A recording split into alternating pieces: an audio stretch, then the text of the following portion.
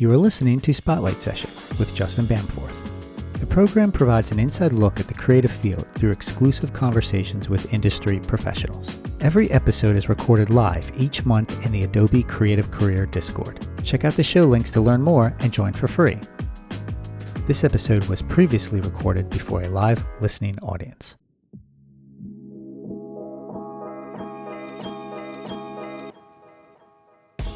Tonight's guest is Brian Thompson, someone who loves to connect the dots as well as connect people.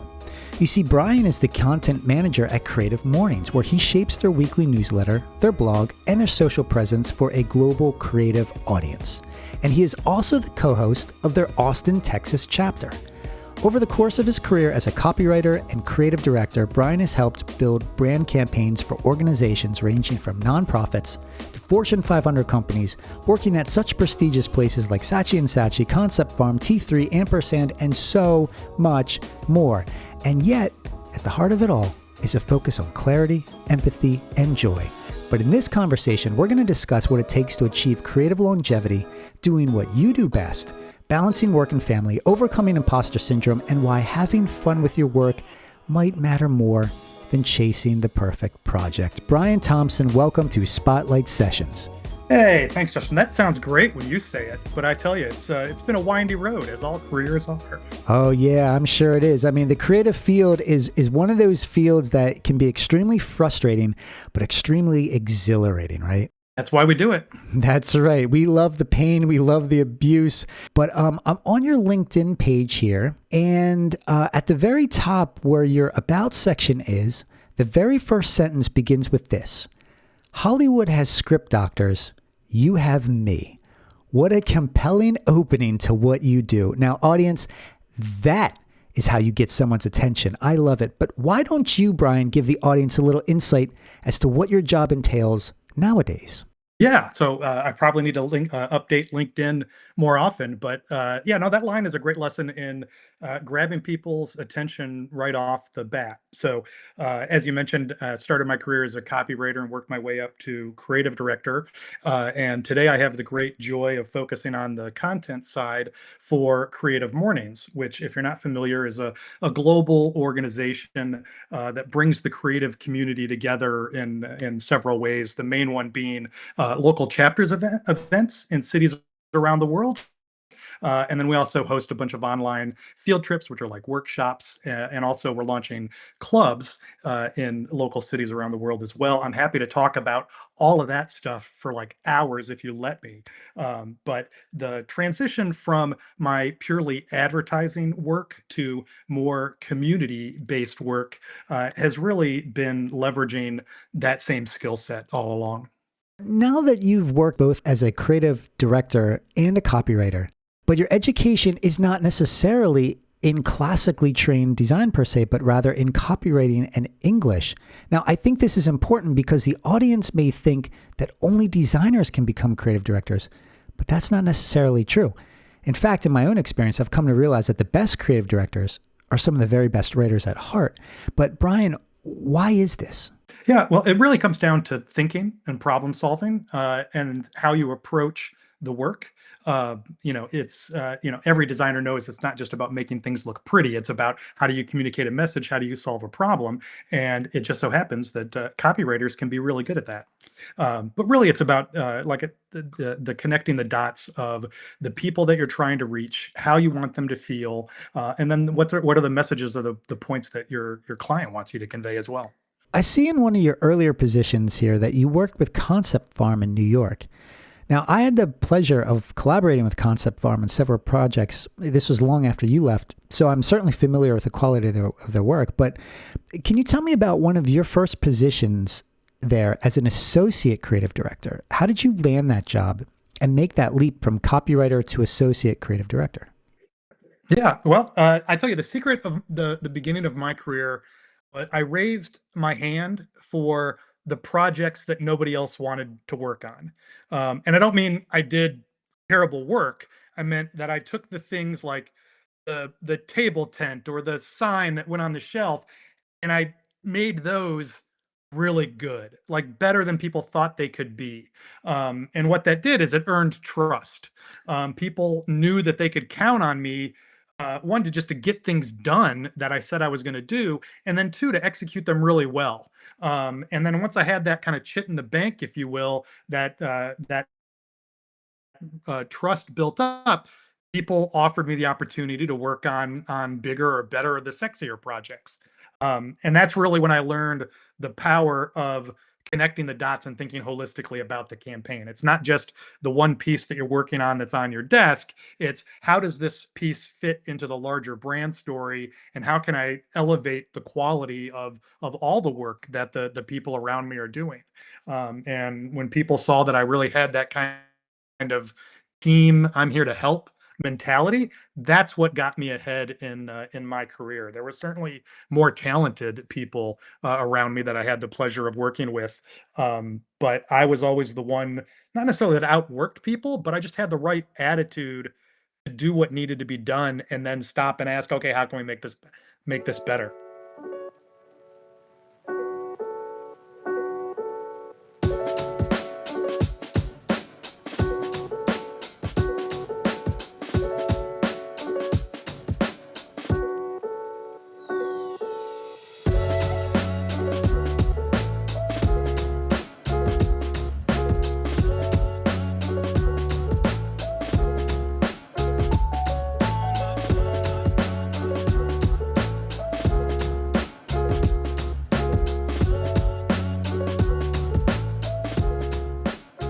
You've worked on several different brand campaigns, but I want to know, how do you keep the work fun and not feeling like just a job?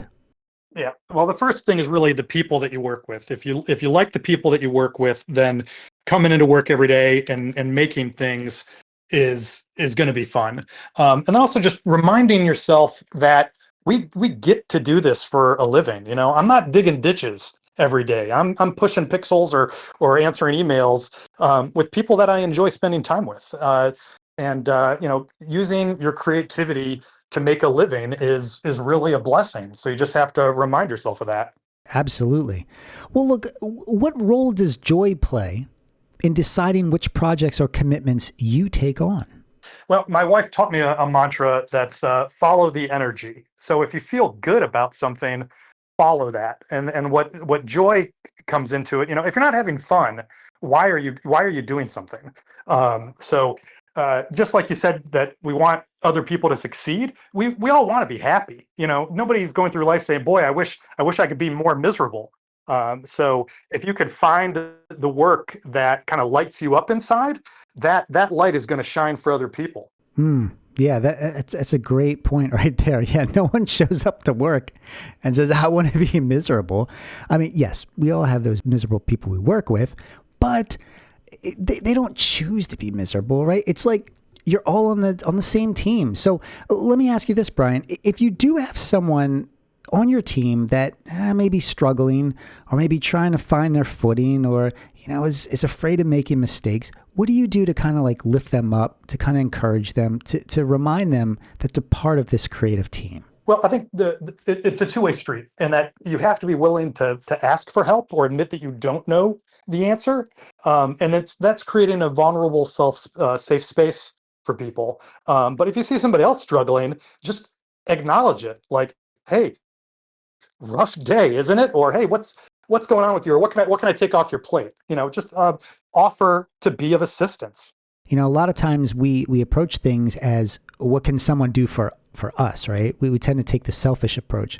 But maybe if we flip it and we try to be more selfless, maybe we'll find joy within ourselves as well. I think you're really hitting on something there.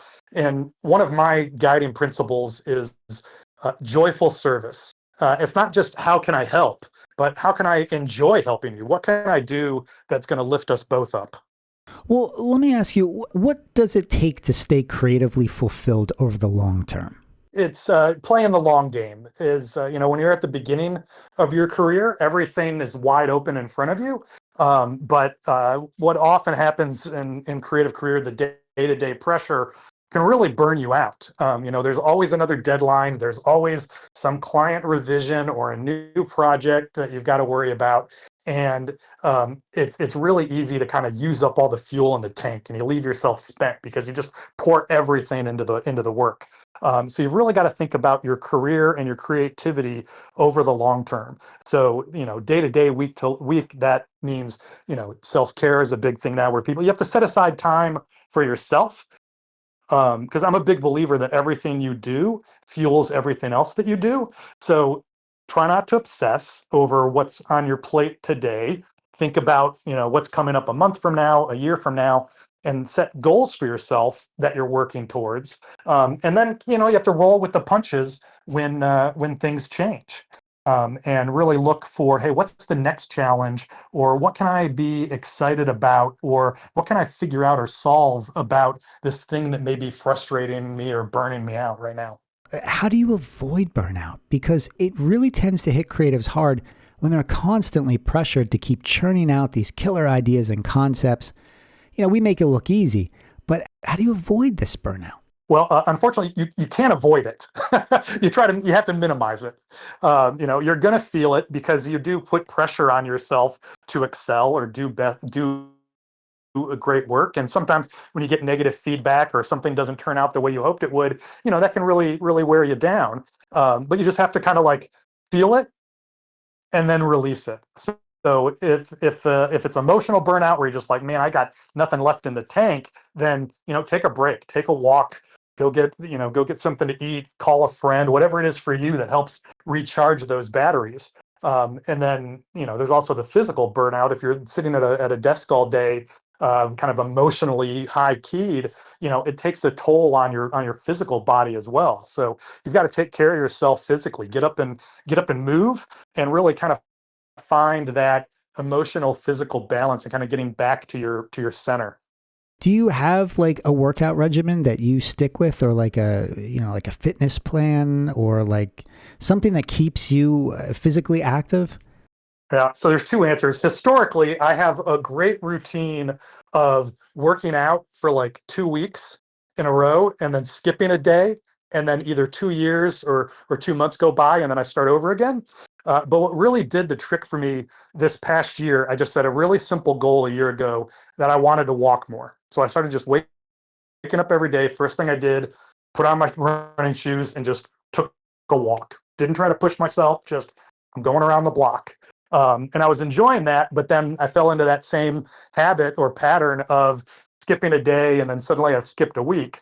So I was like, all right, how can I succeed at this? And coincidentally, my daughters really wanted a dog, and I said no for literally years. And so finally I said yes, we got a dog. Now that dog makes me walk 2 miles every day. So it's how do you trick yourself into achieving your goals? Yeah, that's a good idea right there. Because as creatives, we tend to get inside our own head, right? And we tend to overanalyze things, but we can use that for good too. Like you said, we could trick ourselves. I love watching the Olympics, but what I do is, I have a hard time trying to get motivated to go on the treadmill because being on a treadmill is so boring. So what I did was I put a TV above the treadmill.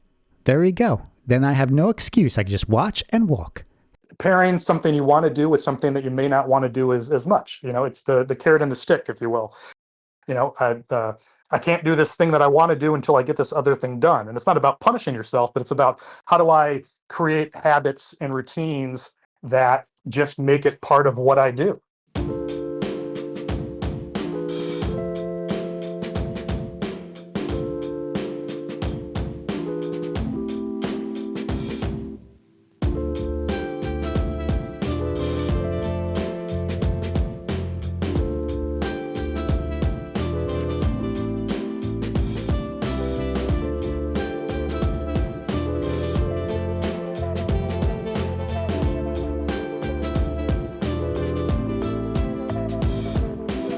How do you balance ambition with contentment? Yeah, it's being mindful is really the hack there. I I don't do it every day, but often I will just write down 5 things that I'm grateful for, and that could be small things like it is a sunny day. or I really like the sandwich I had for lunch. Or it could be big things like, wow, my kids are really doing great. And just being mindful of the good in your life kind of makes the stuff that isn't so good feel smaller. Let's get into the work-life balance, because this is certainly talked about a lot, but rarely in a realistic way. What does it actually look like for you? Because you're a family man, you have these responsibilities outside of work. How do you handle that work-life balance? I feel strongly about this one. Work-life balance is a complete myth. It implies that there is some perfect scale that's balanced at equilibrium, and if you're not in that perfectly balanced state, you're doing something wrong. And your work and the rest of your life are not a scale. It's a seesaw. Remember when you were a kid and you went to the playground, you got on a seesaw? What's the first thing that happens when you sit on a seesaw? You fall to the ground. Your rear end slams to the ground. Somebody else has to get on the other end of that seesaw and help you balance. And then you don't sit on a seesaw standing perfectly still. You go up and down and you have a rhythm. And when you're really in rhythm on a seesaw, everything just flows up and down, up and down. And that's your work and that's your life. One has to feed the other. If you get out of that rhythm, if you're out of balance, that's when things start going cockeyed. So it's really just about finding your rhythm. How does the stuff you do at work and leaving work for the day, how does that energy carry you into your day when you go back to your friends or your family? And the same thing when you're starting work. How are you spending time or talking to or being with your friends or family? And what energy are you giving and getting from them? And then that energy carries you forward into your workday. It's not this like separation where one is over there and one is separate on the other end of the scale. Let's talk about how family has influenced the way you define success, because I know, obviously you've spoken about it, in this show here about the impact that your family has had, but how do they really help you define what success looks like?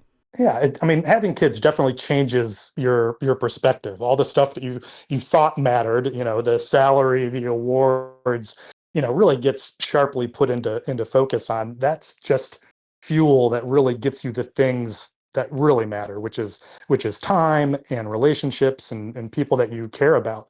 But I'll tell you, the year that we first had kids was actually my most prolific creative career, both at work and on personal projects. And it feels counterintuitive because, like, you're sleep deprived and your whole life is upended, but it really makes you value time.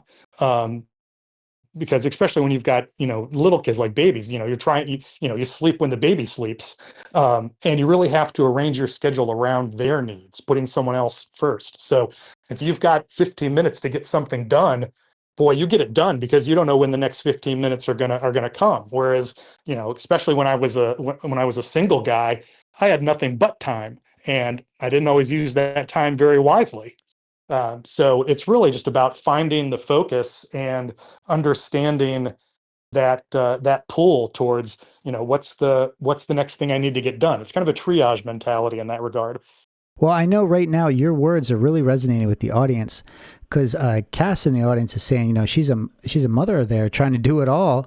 So it's encouraging hearing from you. And Elizabeth says that for her, she gets the most motivation and productivity when she's feeling the worst. More misery equals less thinking equals more doing, thriving within limitations. So it's, again, as creatives, we think in the most unusual, unique ways, but what seems like a negative, we can really turn into a positive. You just have to change your perspective. And that's what Brian Thompson is all about.